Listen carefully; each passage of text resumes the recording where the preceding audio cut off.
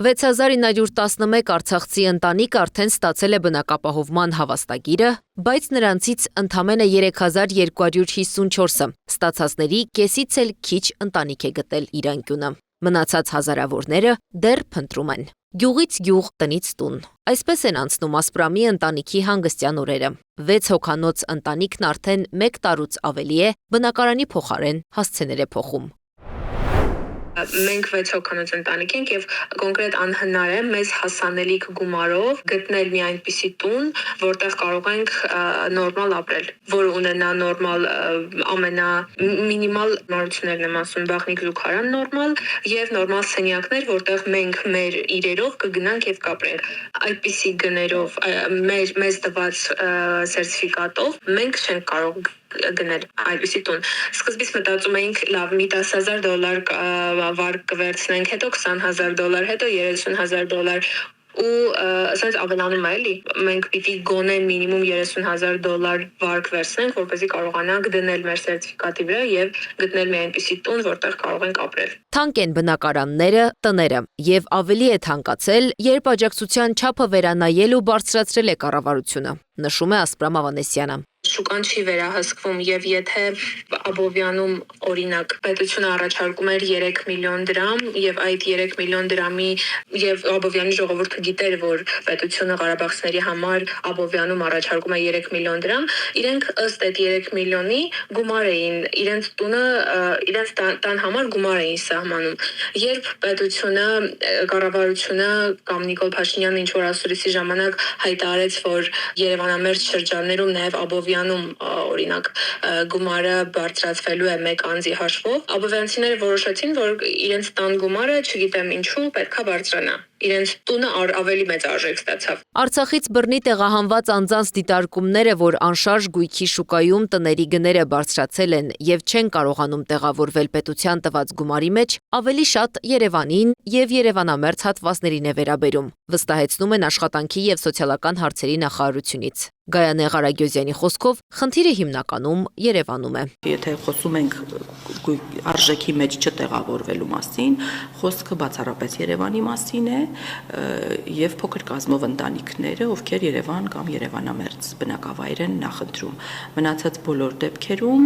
հիմնականում աջակցությունը բավականացնում է։ Ասպրամի ընտանիքն ասում է, Երևանը երբեք չի եղել իրենց ընտրությունը։ Եվ մինչ նրա ընտանիքը տուն է փնտրում, Սոֆիայի ընտանիքը վերջապես գտել է։ Նրանք ոչ միայն Երևանը չեն ընտրել, այլև հենց սկզբից որոշել են Տավուշում ապրել։ Անգամ այնտեղ տուն գտնելու համար 1 տարի է պահանջվել։ Տեղահանվելու առաջին իսկ շաբաթներից եկել է Իջևան եւ երբեք չենք դիտարկել Արցախից հետո հենց Երևանը որպես ապրելու վայր եւ մենք նաեւ չենք ընտրել Իջևանը կամ այլ մարզ որպես ավելի մատչելի տարածք։ Մենք եկել ենք Իջևան, որտեղ մենք ուզում ենք ապրել մարզում, ուզում ենք նպաստել մարզի զարգացմանը եւ այսպիսի մանկություն ենք ուզում մեր երեխայի համար եւ ապագա մեզ համար։ Իջևանում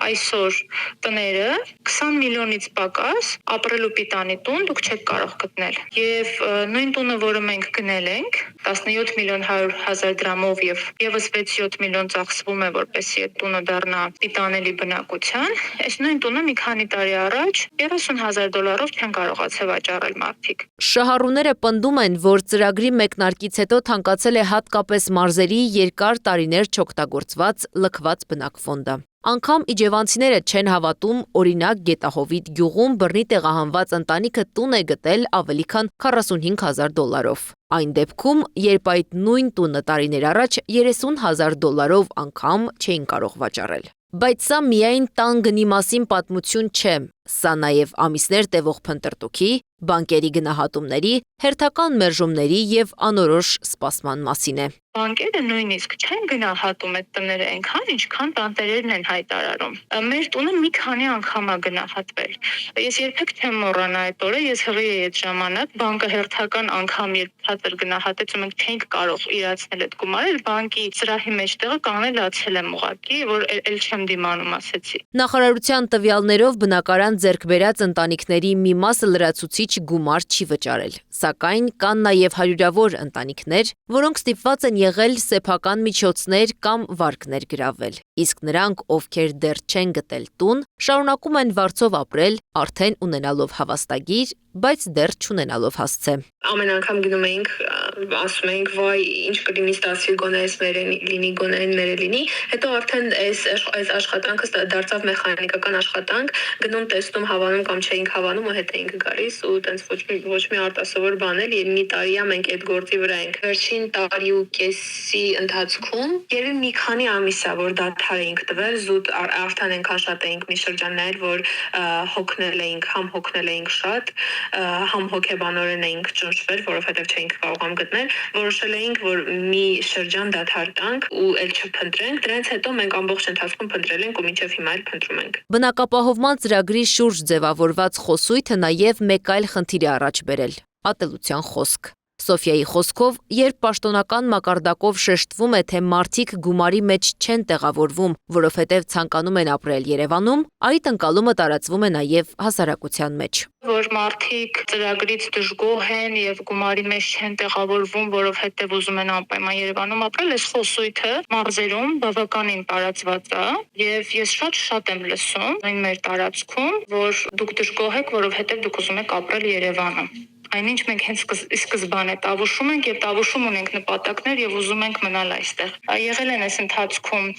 հուսալքության օրեր, դժվարություններ, որոնք կարող էին ստիպել գնալ մայրաքաղաք, բայց մենք դիմացել ենք, մնացել ենք, որտեղ մեր նպատակները այստեղ են։ Եվ այդ ֆոնի վրա եւ այս տուն ձեռք բերելու դժվարությունների ֆոնի վրա լսել, որ այ ձեզ նվիրում են տուն, իսկ դուք դժգոհ եք, որովհետեւ դուք Երևանն եք ուզում։ Այո, այս խոսքը, ես այս խոսույթը շուրջը լսում եմ բնակիչների շրջանում, ոչ բոլորի իհարկե, բայց ամեն ինչ ինձ թվում է նաև ցուկը փտած է գլխից, որովհետև եթե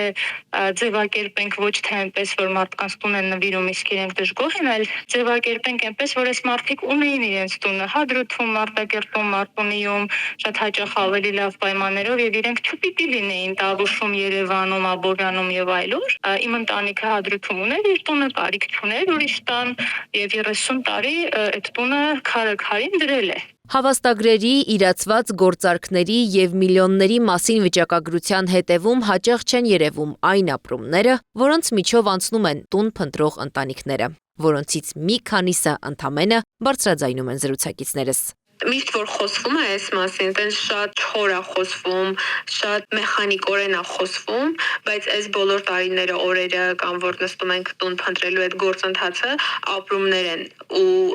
այս դեպքում ոչ հաճախ դրական ապրումներ, որովհետև վերջնաարդյունքը երբեք այս մեկ տարվա ընթացքում գոհացուցիչ չի եղել, բայց մենք այդպես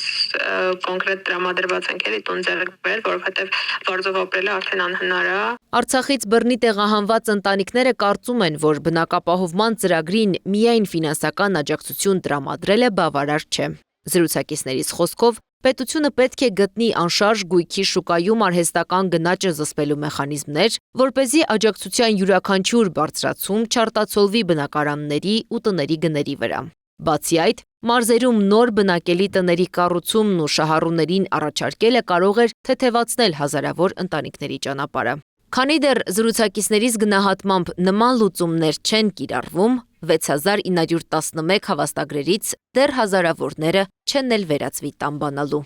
Անի Աբաղյան, Աշոտ Բարբարյան, ABC Media։